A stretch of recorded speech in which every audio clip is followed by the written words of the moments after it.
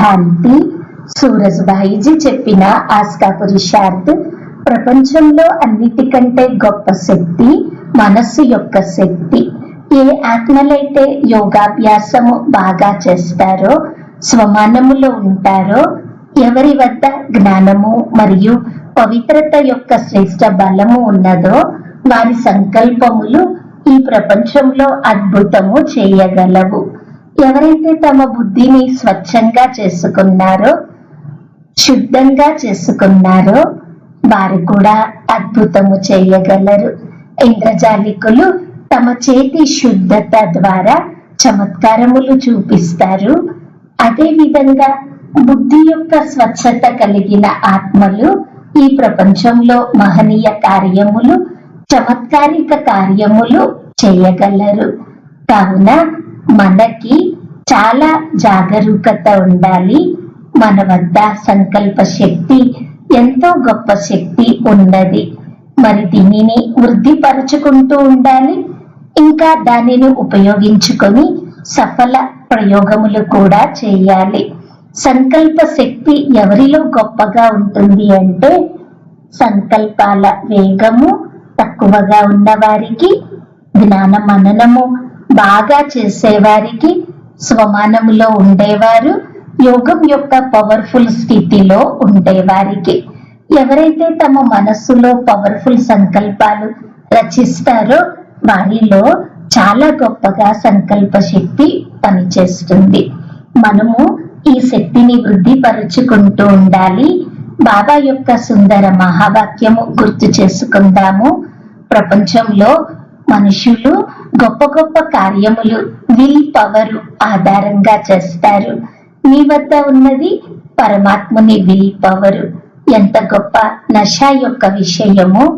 మన వద్ద పరమాత్ముని విల్ పవర్ అనగా పరమాత్ముని శక్తులు ఉన్నాయి. చాలా గొప్ప శక్తులు బాబా మనకి ఇచ్చారు.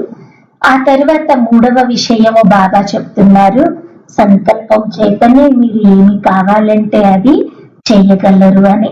నాలుగవది, మనస్సులో కేవలం ఒక్క సంకల్పము, ఏదైతే మనము చేయాలనుకుంటున్నామో దాని గురించిన సంకల్పమే ఉండాలి. ఐదవ విషయము, నెగటివ్ సంకల్పాలు మార్గములో అడ్డుగోడ వలె పనిచేస్తాయి. ఈ అభ్యాసము మనము వృద్ధిపరచుకుంటూ ఉండాలి. తన పవర్ఫుల్ స్వమానంలో స్థిరపడి బాబాతో యోగయుక్తముగా అయ్యి ఏదైతే మనము చేయాలనుకుంటున్నామో కేవలం దాని గురించిన సంకల్పము మాత్రమే చేయాలి. దీనికి సహజ పద్ధతి, నేను మాస్టర్ సర్వశక్తివంతుడను, పరమాత్ముని శక్తులు నా వద్ద ఉన్నాయి. చాలా చక్కటి అనుభవము చేద్దాము. దీనికోసము అర నిమిషము, 1 నిమిషము కేటాయించినా పర్వాలేదు. నేను స్వయంగా శక్తులతో సంపన్నంగా ఉన్నాను. పరమాత్ముని శక్తులు నా తోడు ఉన్నాయి. బాబా నా తలపై చేతిని ఉంచి సర్వశక్తులను ఇచ్చారు. ఆ తరువాత మూడవ సంకల్పము ఏమి చేయాలి అంటే, మనము ఏ కార్యము చేయాలనుకుంటున్నామో దాని గురించి చేయాలి. ఆ సంకల్పానికి విరుద్ధమైన నెగటివ్ సంకల్పాలు పదే పదే మనలోకి చేరే ప్రయత్నం చేస్తాయి. కానీ నేను మాస్టర్ సర్వశక్తివంతుడను, పరమాత్ముని శక్తులు నా తోడు ఉన్నాయి, తన శక్తిశాలి వరదాని హస్తము నా తలపై ఉన్నది. ఇలా పదే పదే గుర్తు చేసుకుంటూ ఉంటే వ్యర్థ సంకల్పాలు సమాప్తమవుతూ ఉంటాయి. ఇలా రోజంతా ఈ విధి ద్వారా సంకల్ప శక్తి గురించి చిన్న చిన్న కార్యములలో ప్రయోగం చేస్తూ ఉందాము. ఎవరినైనా మనము కలవడానికి వెళ్ళాలి అనుకుంటే వారు కలవడానికి పోస్ట్ పోన్ చేస్తూ ఉంటే చాలా టైం పడుతుంది. వాళ్ళ ఎదురుగా కలవాల్సిన వాళ్ళు ఎంతో మంది ఉన్నారు అనుకుంటే అటువంటి సమయంలో మనము 5-10 నిమిషాలలో ఇలా అభ్యాసం చేస్తే అపాయింట్మెంట్ మనకే లభిస్తుంది. కావున అభ్యాసం చేద్దాము.